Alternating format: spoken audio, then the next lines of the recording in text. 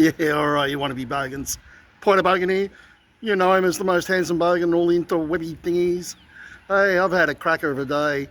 I went to the ice bath and saunas with the other billy goats, and it's that time of night, mate. It's time to cook dinner. So let's go cooking with Poida. Alright, we're cooking with Poida again.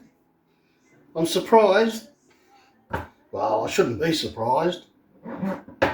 But we're going to cook my world famous rissoles. Every time I cook it, everyone loves them and they ask for more. So I'm going to show you my secret recipe. It's a secret, okay? But it's a good recipe, okay? So what I'm going to do is just dice up, I'll turn this on first. Put just a little bit of butter in there. And dice up an onion. Like so, without chopping a finger off.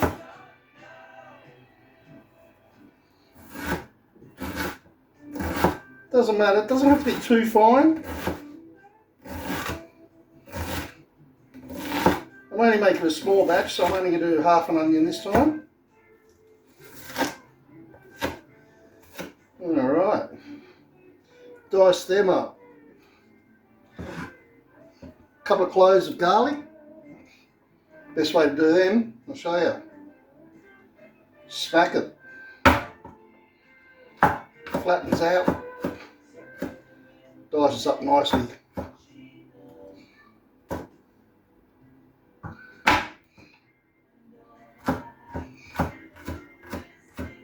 Alright.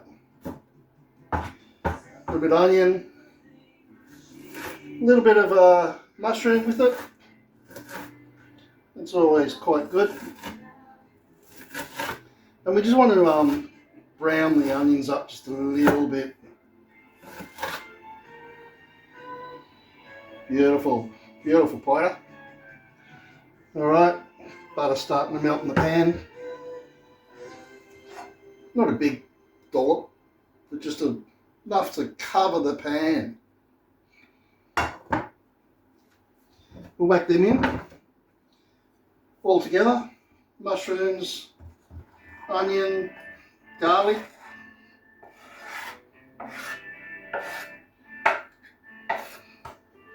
Let that fry for a little bit. Now, the other secret to my recipe is the mince. I use chicken and pork as well as beef mince. Get the good stuff. Don't skimp on that. Carrot. Grate up some carrot. Chuck that in there.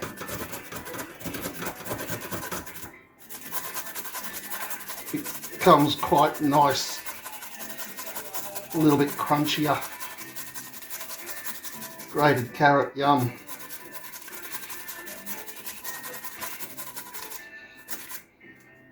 That'll do him. The other thing I like to put in, a bit of cheese. Not too much. But what we'll do with this is good Aussie cheese. Tasty cheese, this one. What they get, Colby tasty cheese, I think it was. You've got to go to the Falung supermarkets to get some of these other ingredients such as cheese. 7-Eleven doesn't sell it. But what we'll do is just grate up I don't know, handful maybe. Not too much, because otherwise it'll stick to the pan.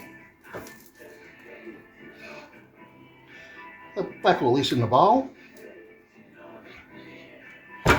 Whoa. That wasn't supposed to happen. Maybe I should edit that one out. All right, a little bit of cheese on that. A little bit for the cook as well. Wrap him up. Now what else do I need? An egg. Just one.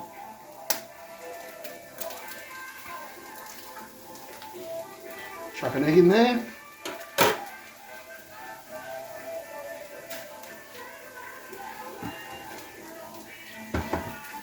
Maybe wash my hands.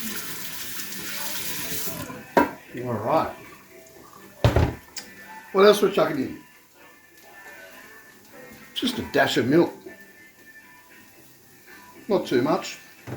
Just a dash.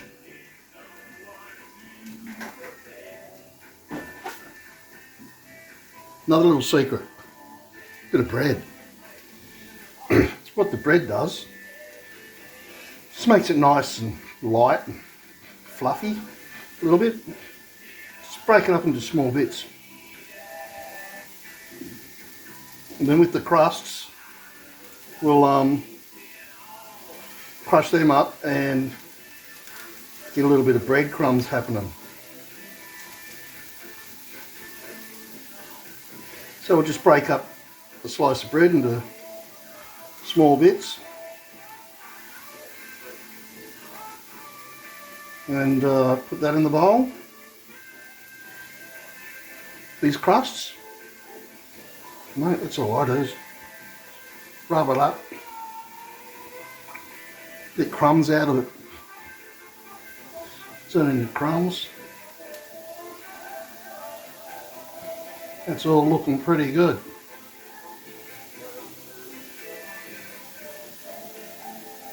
Okay, some of the bigger bits, we'll just break them up. That's good. Pity we don't have smell vision. That garlic's starting to smell good. Garlic and onion.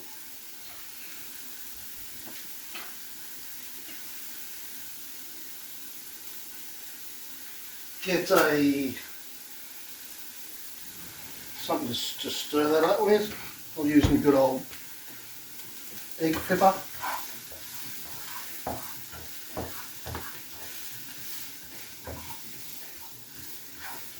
Yep, that's coming along nicely. Give it all a little bit of a mix. Alright, give that another minute.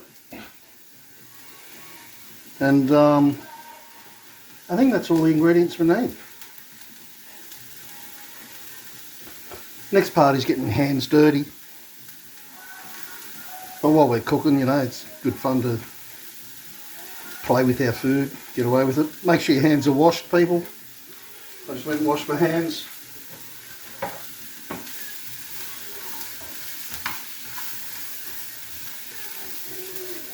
Another half a minute for that. Get the mushrooms soft, get the onions a little bit brown, not burnt, and really get to smell that garlic aroma. We will be cooking it again, so this process now you don't really want to overcook it. So the mince, that is pretty important. I don't skimp on that. Get the good stuff, good beef, good pork, and good chicken mince.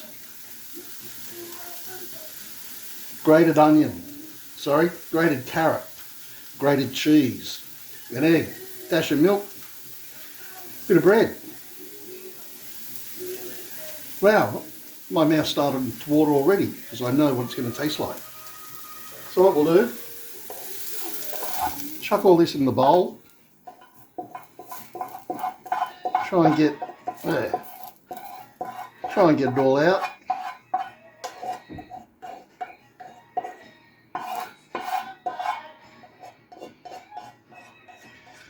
And I tell you, the amount of people that have asked me to cook this for them, once they've had one, they want more.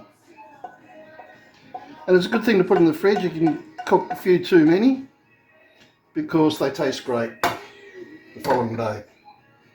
This is where we get dirty. Get your hands, just mix it all up. Make sure it's well mixed.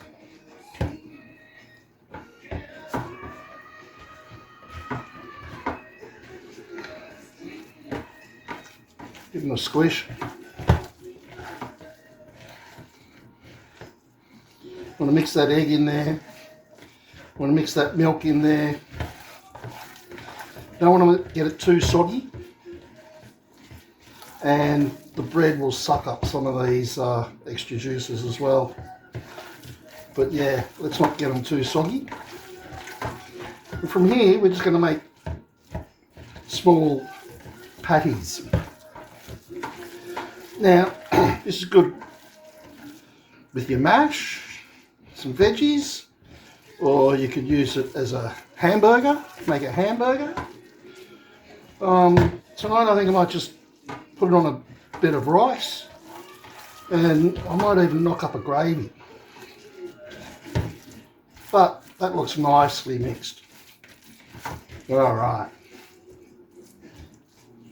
Grab a bit. You just want to make a little handful. Lay it in the pan. Sounds good.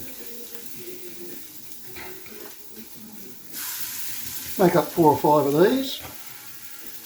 First round. You can make it probably as big as or as small as you want. Try to make it sort of fairly even sizes.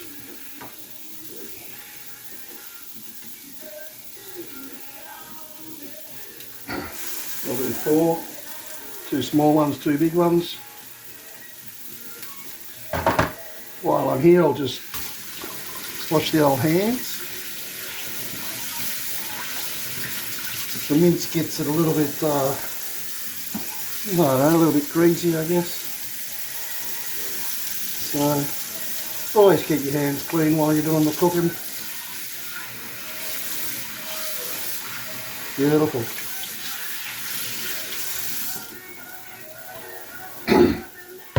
So let that go for a couple of minutes.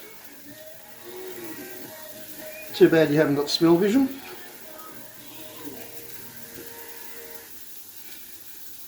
Just lightly brown it on the bottom. And then we'll turn them over and we'll flatten them down a little bit. So I'll show you what I mean.